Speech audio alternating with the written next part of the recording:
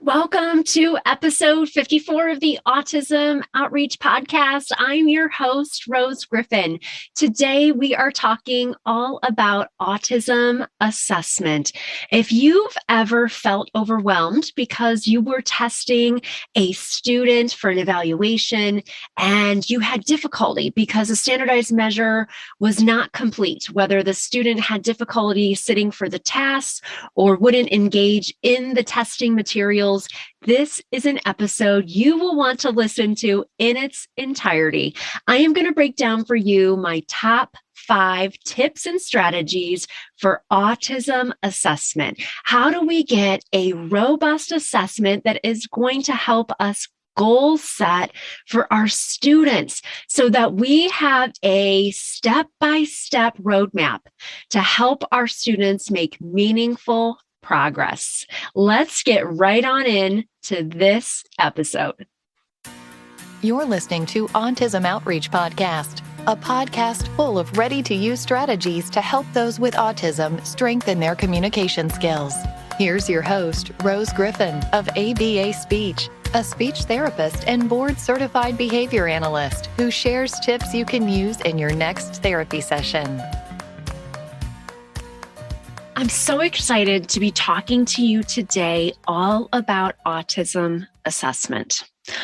Assessment for autistic learners, especially those who are not yet speaking or who are limited verbally, can be very, very overwhelming and difficult.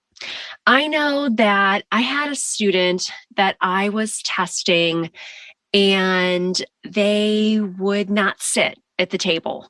And this was a school age learner. And so I did my very best when I was starting out. I think I met this student in a non-public program when I was 24. I'm 42 now. I said it. I said my age. Anyway, and I just felt like I wasn't exactly sure what to do with the assessment piece. And my student was not yet speaking. The student was more advanced in age. He was school age. He was about 9 years old. And because I didn't have a really robust assessment, and back in that time, a lot of the things I'm going to talk with you about today were not necessarily even around. So I felt like my starting point in therapy was a mystery. And I just wasn't as well versed in how to help support autistic learners. And so I felt like, if my student wouldn't engage in that test, that evaluation that I had learned about in graduate school, that I was really at a loss for where to start in therapy, how to goal set for that student. And so today I'm going to be talking with you about autism assessment. And I'm going to share with you my top 5 strategies. Some of these are evaluation tools, and other things are just things that should be done as part of the assessment process. And I love a checklist. So we're going to break it down here into these 5 different strategies. Now, before we get started, we know that testing students with more complex communication disorders can be really, really difficult. And it can be difficult for a variety of reasons, but it can be tough because some of our students may have difficulty with attention to task. And let's be honest, a lot of the standardized tests, you really need to be able to sit and engage. And for some students, and the ones we're going to be talking about today, that's really difficult for them. It's difficult for them to attend to tasks. Oftentimes, the tests that we're giving don't capture our students' true communication level. It can be difficult to assess our receptive, expressive, social language skills of our learners. And they're not really going to give us a robust roadmap for what do we do in intervention. And so, over my past 20 years in working with autistic learners, I have gone through phases where I've set goals for students because I didn't get a good snapshot on a standardized test. And so then I'm looking at developmental milestones and trying to do my best to piece together with my expertise how the student's doing, the fact that I want my student to be a spontaneous, independent communicator. And I've had years, when I started in the field, I never forget, I was working in this really amazing program in a public school for students who were autistic.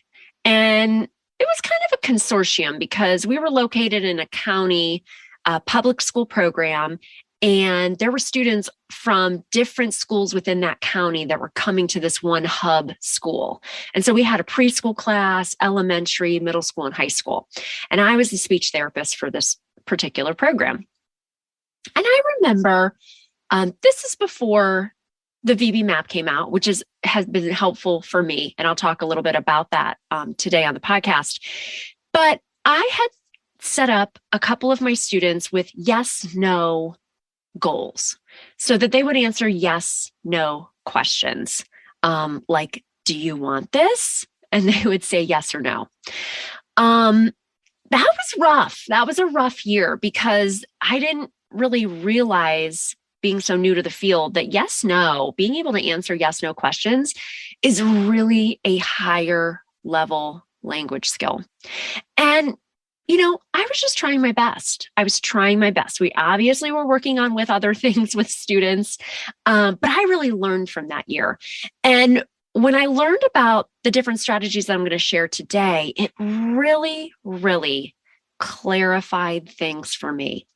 And it allowed me on my journey in helping to serve autistic learners, it allowed me to know where a starting point was for each of my students that I'm serving on my caseload, in my private practice, through consultations. And so I'm excited to talk about those today. So my number one strategy is the functional communication profile. The functional communication profile is probably, if you're a speech therapist, it's probably in your speech therapy office. This is a readily available, it is considered an informal measure, okay, because it is not standardized. There are no standardized scores, but it is very, very thorough. And I really didn't use it a whole lot when I first started out in the field, but it really is a nice tool.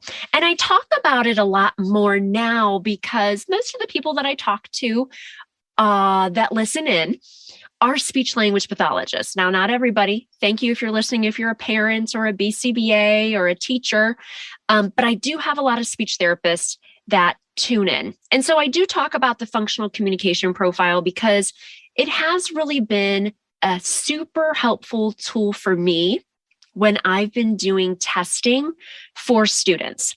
And it's something that most speech therapists have right in their therapy office. Maybe you haven't even cracked it open and gave it a look. It has been in existence for quite some time. And there are a variety of different distributors that sell it. I think Linguasystems, if that's still a company, probably Super Duper, maybe Different Roads to Learning. Those are just some of my go-to distributors for test materials. I like the functional communication profile because it looks at a variety of different areas. So it looks at a student's ability to tend to task. And you can gauge all these things. It has different ways that you can say, like, yes, the student is able to attend. No, they're not able to attend. They have difficulty in that area. It looks at a student's receptive language, so their understanding of language, which is really, really broad, but it breaks it all down as far as what is their understanding of language.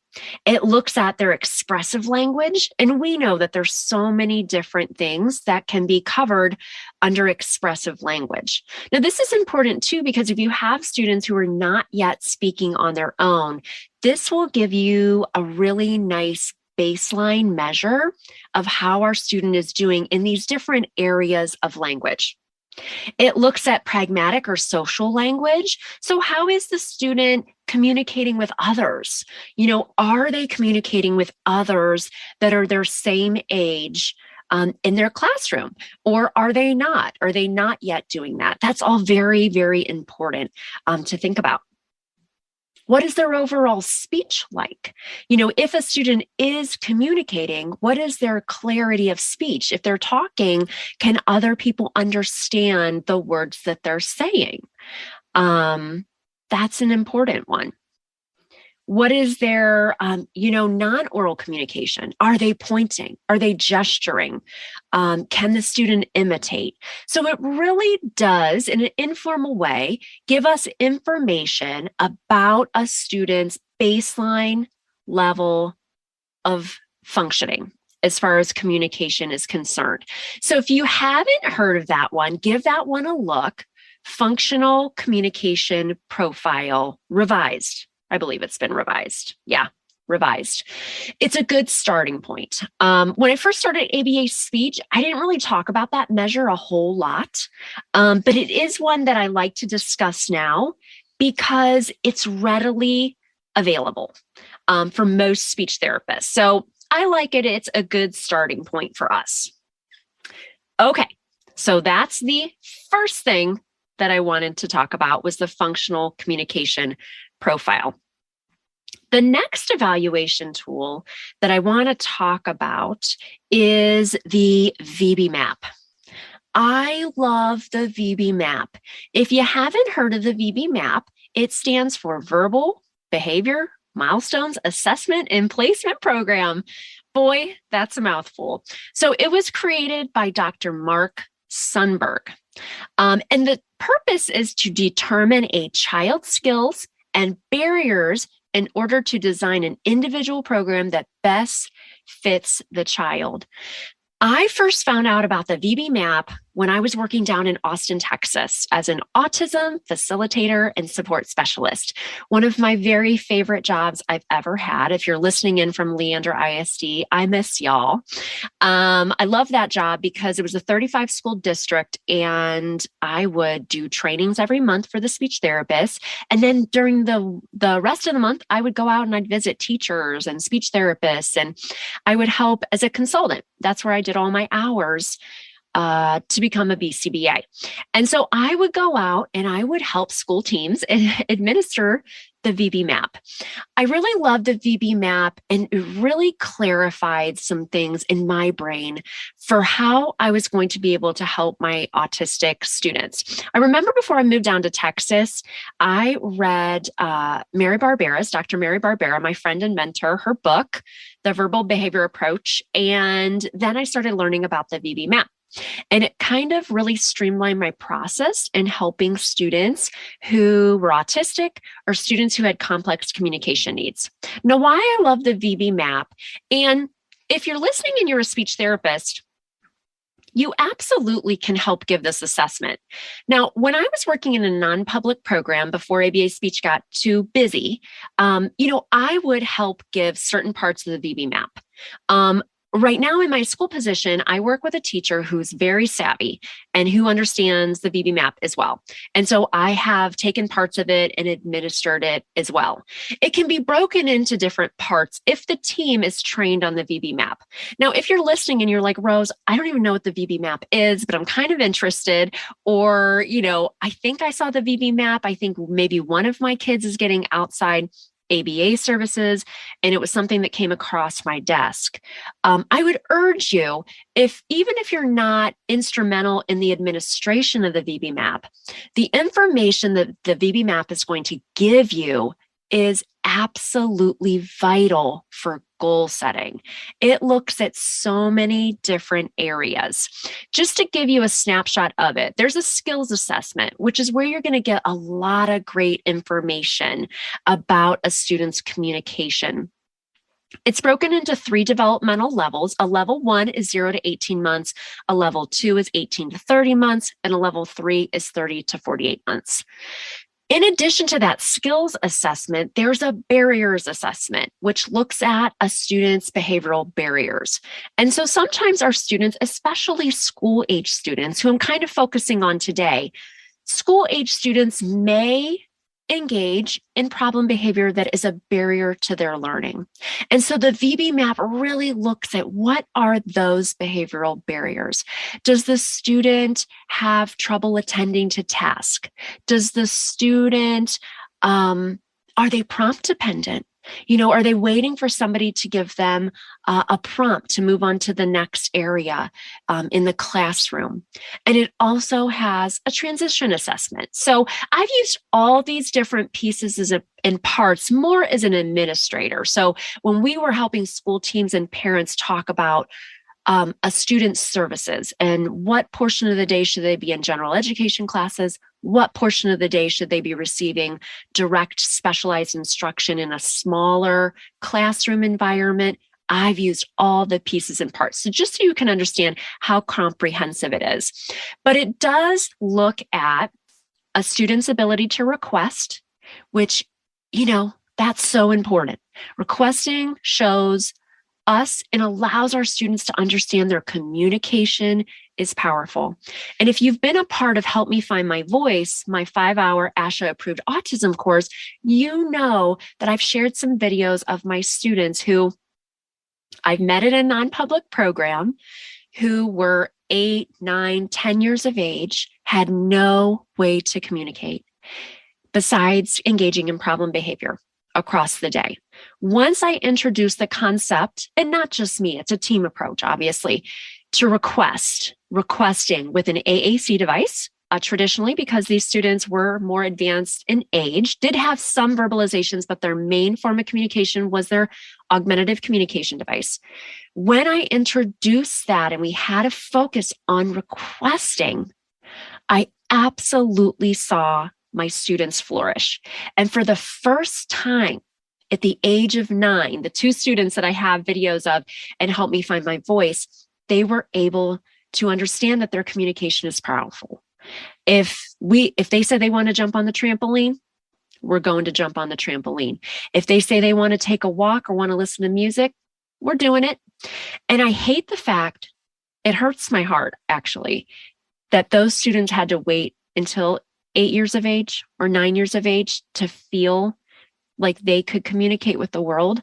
But when I saw them be able to do it, it really just lights a fire in me. And so if you're like, Rose, the VB-MAPP sounds complicated. I don't know about all this. Just dip a toe, listen to this podcast. And if this VB-MAPP comes across your desk as part of more comprehensive evaluation for your student, read the report because it's good information. So it looks at requesting. It looks at, can the student label? It looks at the student's ability to have receptive understanding of language. Can the student match? Is the student able to verbally imitate when you give them a model? What are their play skills like? So important, and something that we just don't look at enough for students. What is their social behavior like? Are they able to engage in cooperative activities with peers? Are they able to fill in the blank? Are they able to answer questions? Are they able to learn in a group? The VB-MAPP looks at all of those things, which is amazing.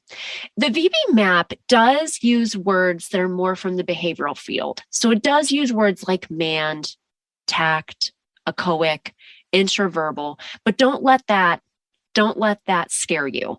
I teach an ethics course for BCBAs, and we always talk about how we shouldn't use jargon in meetings. But this is an assessment created by very smart Dr. Mark Sundberg. And while it is utilized by speech therapists, it does use some of those terms. So don't be afraid of those words if they're a little unfamiliar.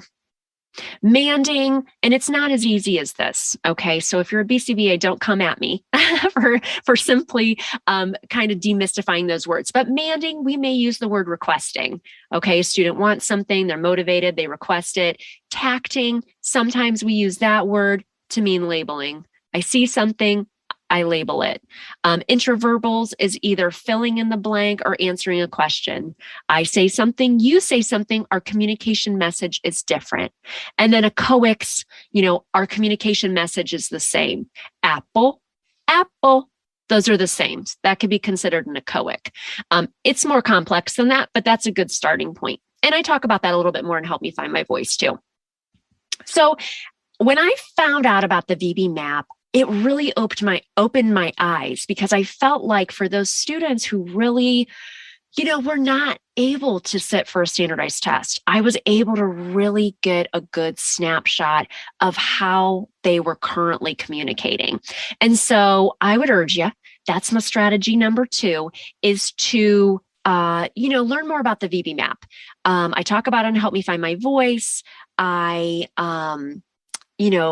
If you have seen a report that has the VB-MAPP on there, definitely give it a look, because it has great information for the whole team. Really, really great information. Okay, so we talked about the functional communication profile. We talked about the VB-MAPP. Okay, the third one that I wanted to talk about is a screener. So in Start Communicating Today, my ASHA-approved toddler and preschool course, and also in Help Me Find My Voice, which is my school age ASHA-approved autism course, I include informal screeners. These informal screeners, and I'm sure you could find other ones elsewhere as well. Everybody might have a favorite. These I've put together based on my 20 years in the field and what is really helpful to look at. And sometimes these are a nice asset as part of this evaluation process, because we know the evaluation process isn't just like one test and we write it up and boom, we're done. It really is a process. And so we want to look at foundational skills, especially for students with complex needs. So, is the student able to engage in shared activities? Do they have joint attention? What is their current form of communication? I mean, this is really, really important. For my itty bitties, if I'm working in the home with them, they may pull mom or dad to the pantry and then point. For your school age students, are they doing the same types of things? Another thing to think about for school age students, I want to do a record review for those students. I want to know what has been tried before. Have we used picture exchange? Have we tried a device? Is the student verbalizing some? What have we tried and how did that go? If we haven't tried anything yet, this is a good time. Sometimes when students are school age, we need to think about, yes, we do want the child to have verbal speech, if that's going to be part of their mode of communication. If they haven't acquired verbal speech, we need to think about other ways that the student can communicate. What is their understanding of language? What are they doing in a group? Can they be in a classroom with other students? Can they be in a classroom with other students and learn new skills? And so these informal screeners that I have included in the course are really going to break down these different foundational areas. And so if you're trying to give your student a standardized test because you need to, or it's what's available to you, you need something else to supplement. You need something else that's going to give you that roadmap for, okay, what are we going to work on in therapy? How can I set goals that will allow me to make meaningful progress with my autistic students? Okay, so that is strategy number 3, informal screeners. Strategy number 4 is huge. This one takes a little bit of time, but it's important. Observation. Observation makes up a gold standard assessment. If we're talking about assessment, we absolutely have to include that observation piece. And so for school age students, what I try to do is, obviously, if I'm working with a student, one-on-one, they're in my therapy office, I may have preferred items out and just kind of see how they're communicating, what they're engaging with, what they enjoy. And I will note all communication attempts there. I always do that on my data sheets for my students who are not yet speaking spontaneously. I have an area that just says spontaneous communication, and I jot down just pen and paper, guys. I am not into online data collection. I use a little bit of Google Forms, but with students who are have complex needs, I really use pen and paper. I know I'm probably dating myself there, but that's just, sneak peek into my therapy room. So, so for a school age student, when I'm doing an observation, I like to just have them in my office. I may jot down some things, how they're spontaneously communicating in that environment. And then I also love to see them in the school environment in a couple different places. I love to see my students, how they're engaging in class. So in a classroom-based lesson, so let's say that morning meeting is one. We've been talking all about morning meeting in our private Facebook group for people that take our autism courses. Morning meeting can really be, or circle time for younger students, whatever you call it. It can be a difficult time for students. Sometimes it's hard for students to sit for that long. Sometimes it's hard for students to engage during that time. And so I like to go in during that morning meeting time or that group instruction, and I like to observe, and I like to see, is my student able to sit and attend for the group? Is my student able to either verbally participate or participate in a way that is nonverbal? So I work in a really amazing school district, and the teacher has a smart board, which I love. Don't take that for granted. I really adore that smart board for my group lessons. And so I'll go into the classroom and I'll see, well, how is the student communicating in a group? In that structured setting. I also like to go in during a time like lunch or like gym, times that are less structured. And I like to see, does that communication look different in a structured setting versus not a structured setting? And I work with an amazing gym teacher. My kids get, adapted PE. They're in the regular PE too. And so I like to see, what does my student look like as a communicator in those different areas? That is such valuable information, okay? So observation, huge part of the evaluation piece. The other strategy, and my last item I want to talk about, is doing a parent or team interview. So making sure that we talk with the team of teachers that may be working with the student, and that we also talk to the parent.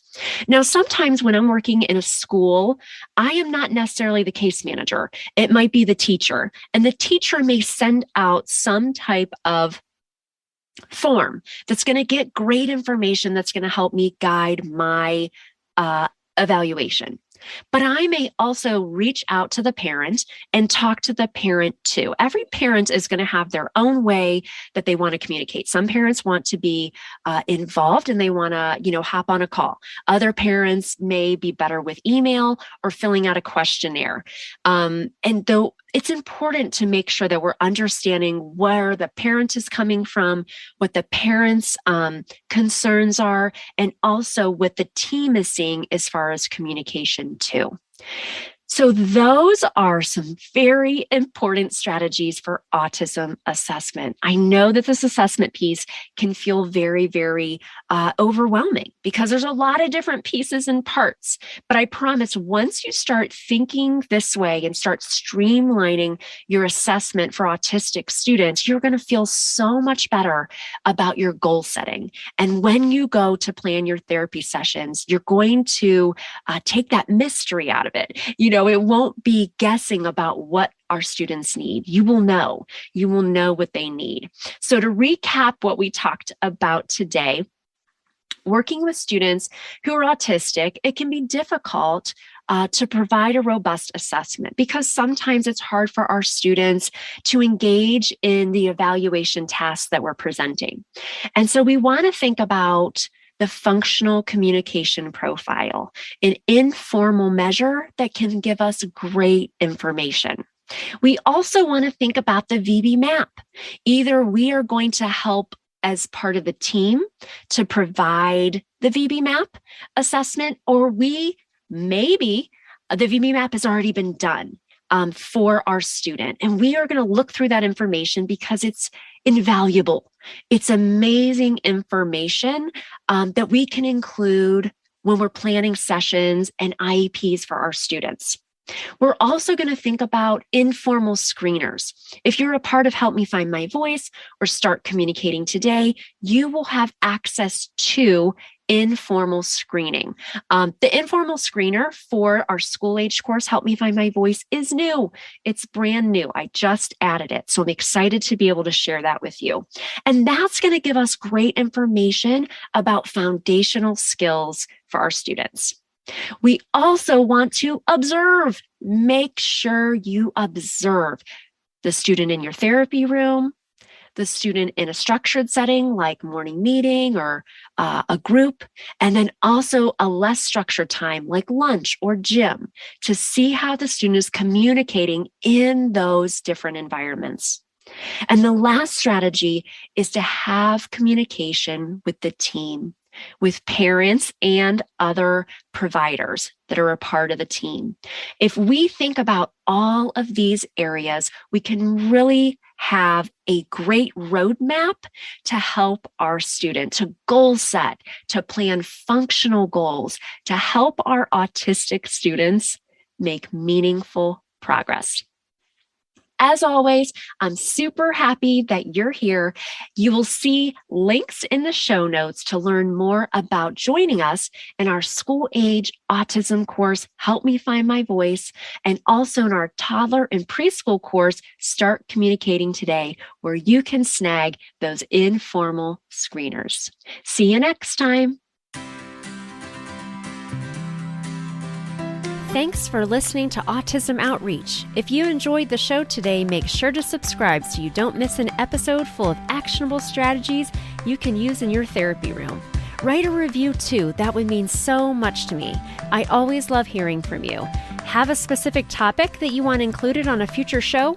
Reach out over on Instagram, ABA Speech by Rose, or visit me at www.abaspeech.org.